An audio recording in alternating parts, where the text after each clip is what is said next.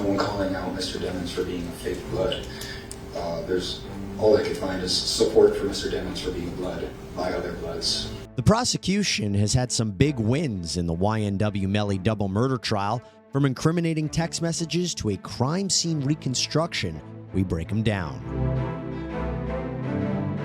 Well, first, before we begin, I have to apologize. My voice is not 100%. This is what happens when you do too much podcasting, okay? This is a warning for all you would-be podcasters out there. This is what could happen. It's okay. I'll get better. Let's move on. Let's talk about YNW Melly's double murder trial out of Broward County, Florida. So the Murder on My Mind rapper, whose real name is Jamell Demons, is charged with the murders of his two friends and fellow YNW group rappers, Christopher Thomas Jr., or YNW Juvy, and Anthony Williams, or YNW SakChaser. These men were found shot to death on October 26, 2018, after Melly's co-defendant, Cortland Henry, also known as YNW Bortland, pulled up to the hospital with the bodies of Thomas and Williams in his car, claiming that they were all victims of a drive-by shooting. However, the evidence has suggested that this was a staged drive-by shooting and that the shots actually came from inside the vehicle. Prosecutors say that after the four left a recording studio, Melly shot the victims, and then he and Henry took the car to an area where they fired upon the car, staging it to look like a drive-by shooting. Melly then gets out, and Bortland arrives at the hospital. Now, the prosecution has highlighted how the defendant was a member of a gang called the G-Shine Bloods, and maybe that was a potential motivation here. But we can't forget that there is a lot at stake here with this case because the death penalty is on the table if Melly is convicted. The law changed in Florida. It used to be you needed a unanimous vote for the death penalty. Well, now that law has changed. All you need is an 8-4 vote by the jury. Well, the prosecution has officially rested their case, so we wanted to take a look back and discuss, how did they do? Did they make any headway? Well, we think they did, because here are going to be the 7 wins for the prosecution. First up, where the shooting happened and where the victims were shot. So the prosecution called Sergeant Christopher Williams, this is a shooting reconstruction expert, to the stand. And he was called to explain why it was only possible for this shooting to happen inside the car and not outside like a drive-by shooting. So Mr. Williams was not even aware he was about to be shot. When Mr. Williams was shot, Mr. Thomas puts up his hands and is shot, and then is shot again. Okay. There's no time for anybody to switch a firearm. If there were, I believe one of those individuals would be alive. There's no time to switch. It was a very, a rather rapid event of firing. Okay. Can you say the length of time between the fatal shots and then the staged drive-by shots later on? It was enough time for the heart to stop beating, for there to be no circulation due to the wounds that I examined from the medical examiner's office. None of the wounds have any blood in them, which tells me that they're all ante-mortem wounds.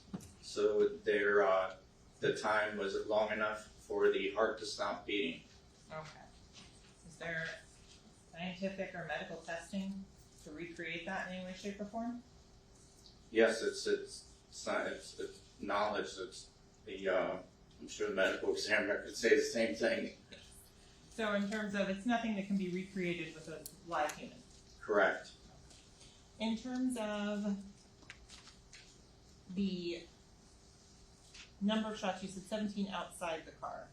How many rounds were fired inside the car? 3. And can you exclude the shots to the head for Mr. Williams and Mr. Thomas as coming from outside of the car? Yes. So the shooting happened inside and someone fired into the car afterwards from outside, presumably to stage this as a drive-by shooting. That's the assumption. And then Williams and also medical examiner Dr. Adrian Sorter explain where the victims were shot. So Christopher Thomas had an injury to his left cheek. Part of that injury, his face or his cheek, if you will, had the tattooing or the stippling on there. The projectile that entered into Christopher Thomas is actually about in the middle of his cheek. Was completely, it was a full circle. There was no leading edge. There was nothing to indicate that his head was turned to the right, turned to the left. It was straight forward, looking forward. If you could explain what this is? This is showing the brain and the extensive subarachnoid hemorrhage it has, and the lacerations that you can see to the right side of the cerebellum. So I inserted a rod to show that the trajectory from the injury from the left cheek went all the way through and crossed into the right side of the cranial occipital bone. Where was this projectile recovered from? On the right occipital bone. It appears that the victims were shot on the left side. Now, why does that matter? Well, that leads me to the third win for the prosecution. Because if the jury accepts that the victim or victims were shot inside the car from someone on the left at close range, then it is significant where YNW Melly was sitting in that car. There is surveillance footage that was shown to the jury, and it appears to show YNW Melly, his co-defendant YNW Bortland, and the two victims, Thomas and Williams, exiting that recording studio on the night of the killings. And where does YNW Melly go? He sits in the left rear seat of the vehicle. Williams was in the front passenger seat. Thomas was in the right rear seat. And the prosecution has backed that up with DNA evidence. On a three-person mixture, on item number 43, swab of rear driver's side door handle material. Yes. Were you able to analyze the profile of the defendant, Jamell Demons, in this case?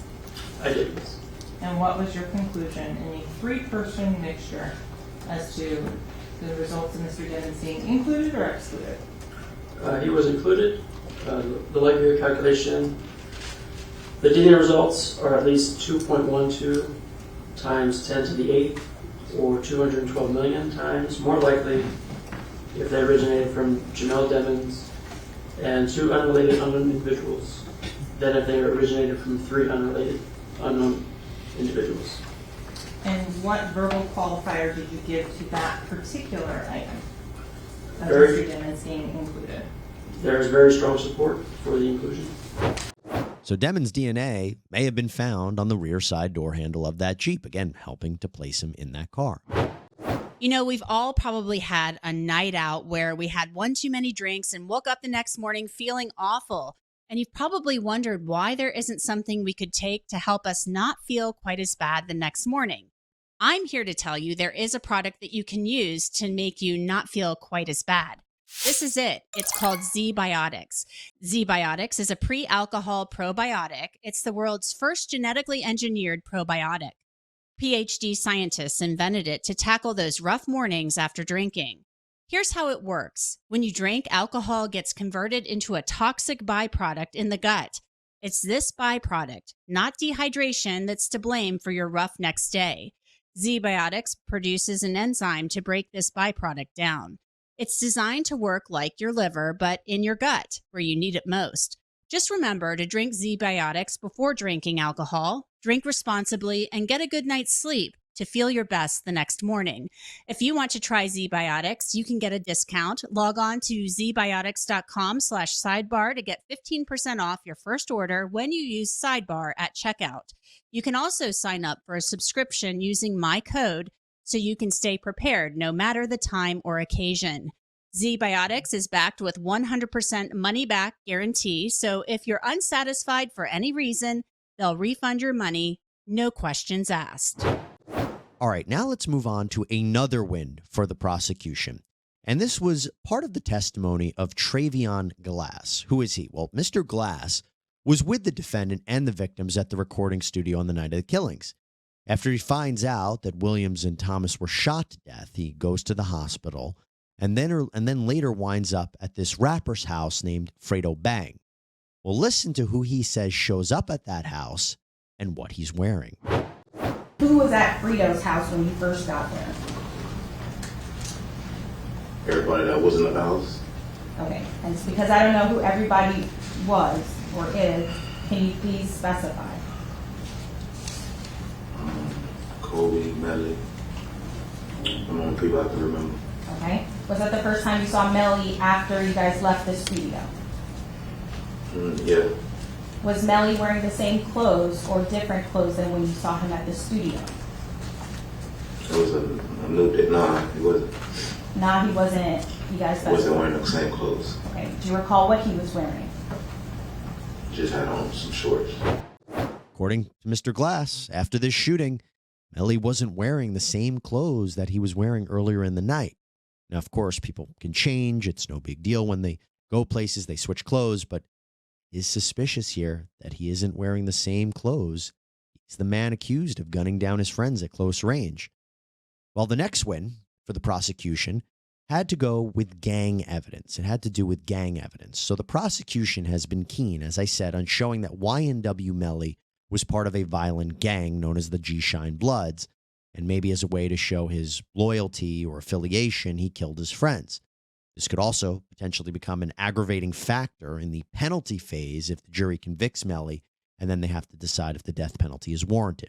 So if this shooting was a part of gang activity, it's going to be important.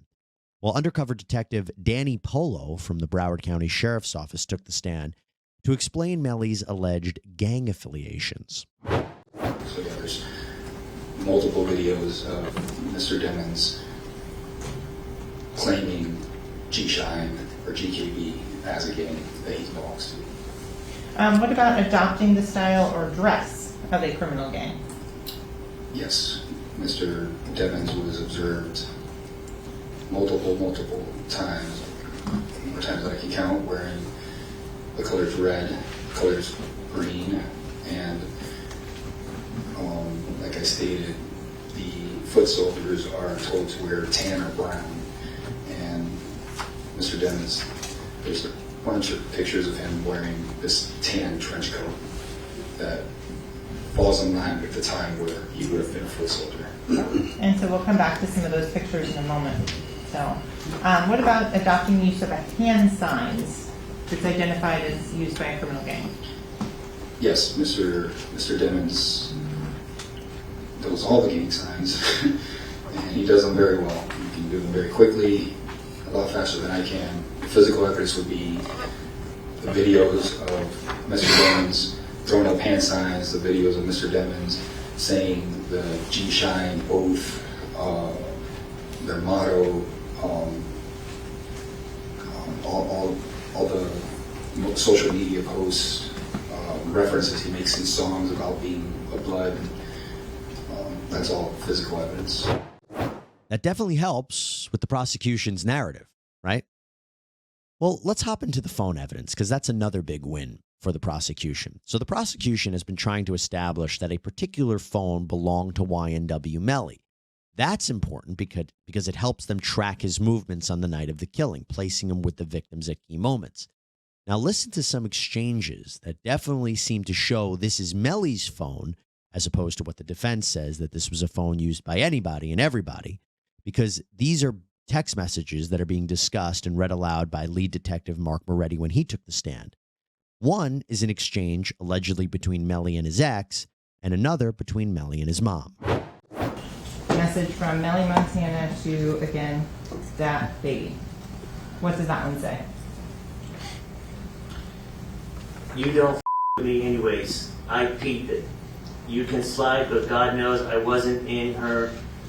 N-word will end real dumb. Breaking, you spoiled everything was given to you.